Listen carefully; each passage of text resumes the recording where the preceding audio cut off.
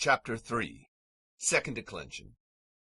Chapter 3 covers the following: second declension nouns, mostly masculine and neuter, US versus ER nouns of the second declension, grammatical apposition, and Latin word order. At the end of the lesson, we'll review the vocabulary you should memorize in this chapter. Second declension masculine nouns. Where first declension includes mostly feminine nouns with A at the end of their base, second declension includes mostly masculine and neuter nouns with O at the end of their base. The second declension has different forms from first declension, but the uses of the cases are the same. However, there's another important distinction between first and second declension. The O at the end of the base in second declension is weak, and it doesn't show up as O as often as the A shows up in first declension.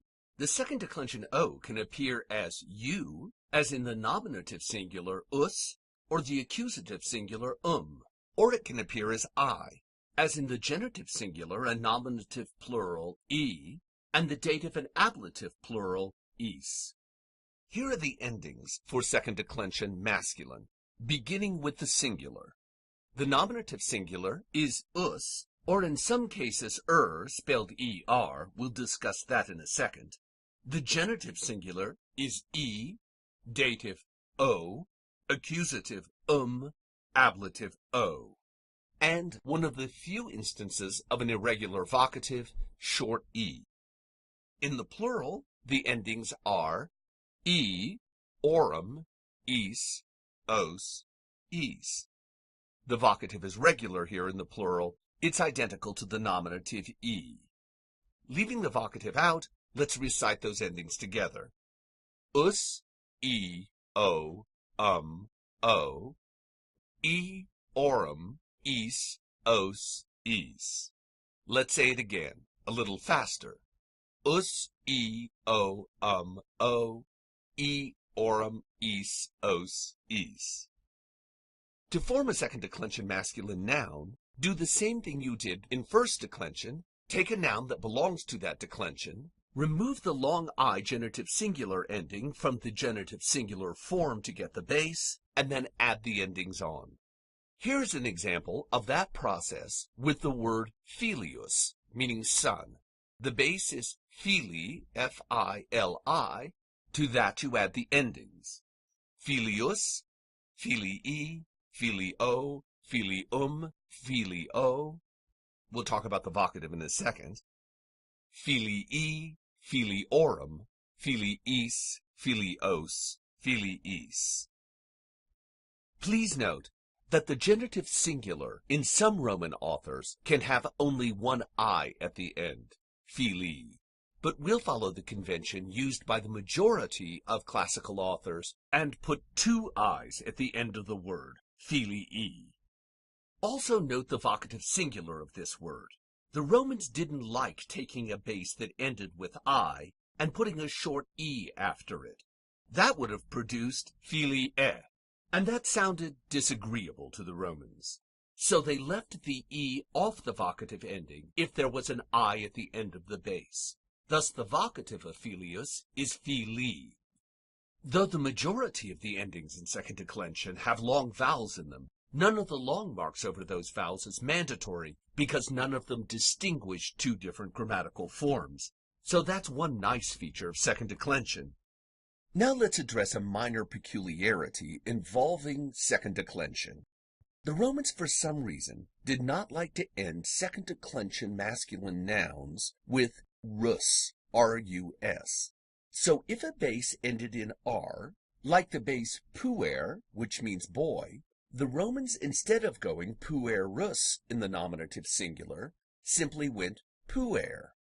But you can see from the rest of the forms of this word, the real base is puer, because the word declines puer, pueri, puero, and so on. Here's another, simpler way to look at it. If a second declension masculine noun ends er in its nominative singular, you can't tell whether the e is retained in the base or not just by looking at that one form. You have to look at the genitive singular to see whether the base does what grammarians call contracts or not.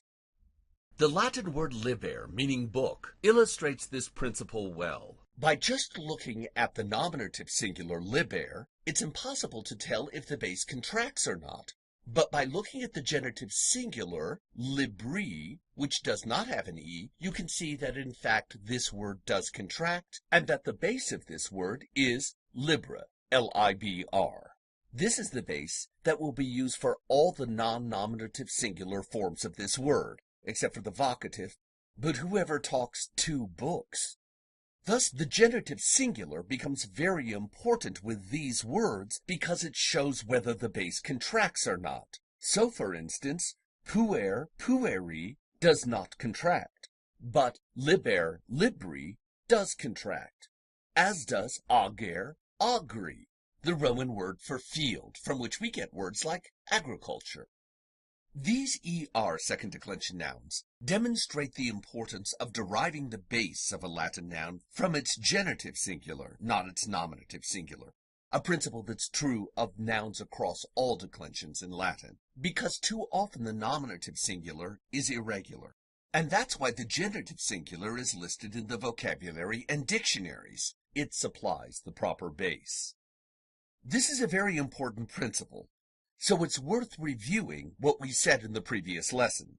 To get the base of any Latin noun, drop the ending from the second form in the vocabulary, the genitive singular. With that, you'll have the base to which to attach the proper endings. In first declension, a word like fortuna, fortunae, feminine, if you drop the AE genitive singular ending from the second form, you can see that the base is fortune. That's the base you use to create all the rest of the forms. With a word like ager, agri, masculine, which we just discussed, if you drop the genitive singular ending E, spelled with a long I, from the second form, you can see that the base is AGR. And that base, with no E in it, is the base used to create all the rest of the forms after the genitive singular.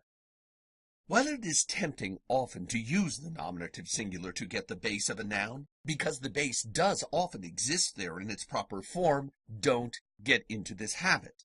Too often the nominative singular is irregular. You will do yourself a great favor now by practicing using the genitive singular to get the base. This reflex will serve you well when dealing with other types of Latin nouns later. Second declension is one of the few categories of nouns in Latin where the vocative singular is different from the nominative singular. So, for instance, a second declension masculine name like Marcus has a vocative singular ending in short E, Marque. Likewise, the vocative of a word like tyrannus, meaning tyrant, is tyranne, or of amicus is amice. In all these instances, the noun is being directly addressed. But there are two instances when E is not used in second declension vocative singulars. First, if the nominative singular of the second declension noun ends in ius, the vocative singular has no ending.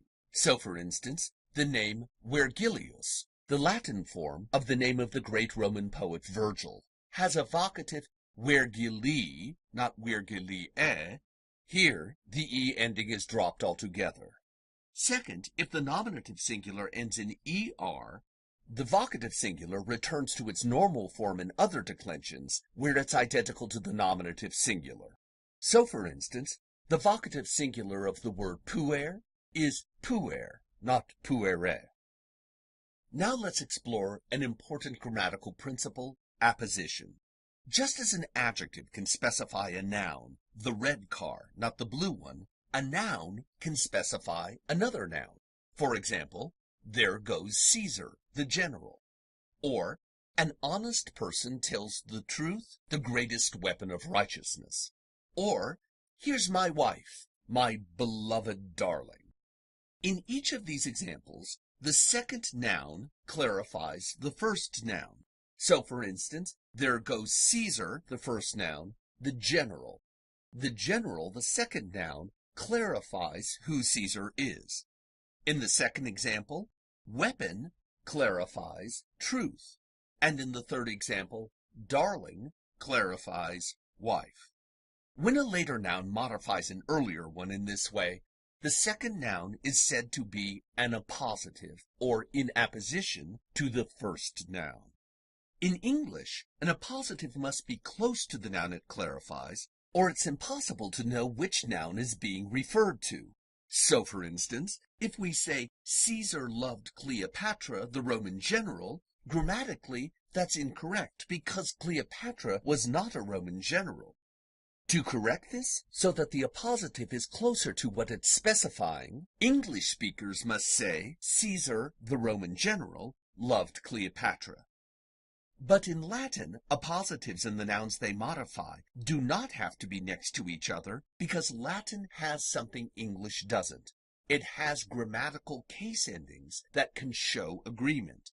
So a Latin appositive only has to be in the same case as the noun it's clarifying. It doesn't have to be next to it. Here's an example. Fama ira magna populum non servat, meaning rumor, which is really great anger, does not keep the people safe.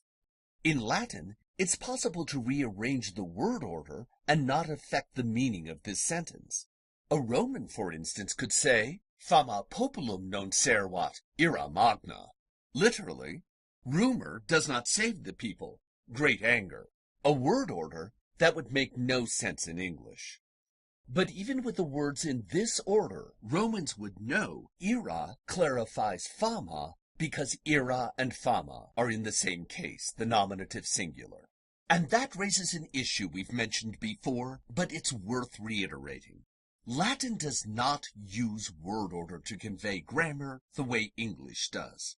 So, for instance, in English, if you say, the money sees the boy, you've said something that makes no sense by the rules of English grammar.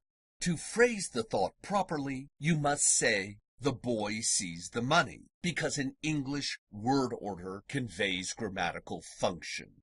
But in Latin, that's not true. While word order can be important, it's not essential to the meaning of a sentence the way it is in English. So, for instance, you can say these words in the same order, puer vidit pecuniam, the boy sees the money, but in Latin you can also say, pecuniam videt puer, the money sees the boy, and know that puer is the subject from its form, and pecuniam the object because of its form, and therefore the sentence means the same thing, no matter the order of the words. It's not that word order doesn't matter at all in Latin. There is, in fact, a typical order words come in. Most often Latin sentences go subject, object, verb. For instance, puer pecuniam videt, a pattern that Latin passed on to a number of its daughter languages, the Romance languages, which is a helpful thing to know if you go on to study Spanish or Italian or French. All in all, what's important to remember here is that case, not word order, conveys grammatical function in Latin. Now let's look at the vocabulary for Chapter 3. The first word is amicus amici masculine, meaning friend, a second declension masculine noun. Note that 2 is the abbreviation for second declension, and M is the abbreviation for masculine. Remember, to get the base of any second declension noun, drop the I from the second dictionary form, the genitive singular. In this case, the base of amicus is amic. The next word is filius, filii, masculine, meaning son. It's also a second declension masculine noun. As we said before, I at the end of the genitive singular for this word is not a diphthong but 2 syllables, separated by a Y sound, and it's pronounced filii. The next word, numerus, numeri, masculine, meaning number, is also second declension masculine. The abbreviation -I after the nominative singular indicates that the word is a regular second declension noun. This word numerous can also mean company, as in you are in the number of your friends, meaning in the company of your friends. The next word, populus, populi, masculine, means people, another second declension masculine noun. The base of this word is popul. The next word is yet another second declension masculine noun, puer, pueri, masculine, meaning boy, or in the plural, children. Latin has a tendency that if there is even one male in a group, the entire group is expressed in the masculine gender. That's why the plural of this word, pueri, can mean children, including boys and girls, because it is presumed there is at least one boy in this group. Puer is an ER noun, as we discussed above, and it does not contract. Thus its base is puer with an E. And finally, please note, this word means boy, not son. That's an easy mistake to make. The next word is sapientia, sapientiae, feminine, meaning wisdom. This is a first declension feminine noun. Be careful, not all the vocabulary here fits into the category of the new grammar we've learned in this chapter. The next word is weary, masculine, meaning man. That is, a male human being. It's a second declension masculine noun. And no, this is not where we get the word virus. The next word, pauki, paukai, meaning few or of few, is an adjective that exists only in the plural, because obviously few cannot be singular. That's why the vocabulary lists it with only its plural forms, e and I. The next word, Romanus, Romana, meaning Roman, is another adjective, but this one is regular and has both singular and plural forms. The next word is de, meaning from, down from, about, concerning. It's a preposition that takes the ablative case. It has both a physical meaning, down from, as in de Olympo, down from Olympus, and an abstract meaning, about or concerning, as in de sapientia, about wisdom. The next word, in, is also a preposition. It means in or on, and it takes the ablative case. For example, in patria, meaning in the fatherland. Later we'll learn that this preposition can also take the accusative case, and when it does, it changes the meaning of the word from in or on to into or onto. The next word, semper, meaning always, is an adverb. You're going to learn to love adverbs in Latin because they do not decline or conjugate, and thus they don't change form very often. So, semper is semper, semper. And by the way, to show what it goes with, it most often comes directly in front of the word that it modifies. The last word in this vocabulary list is a verb, habeo, habere, have, hold, possess, consider, a second conjugation verb.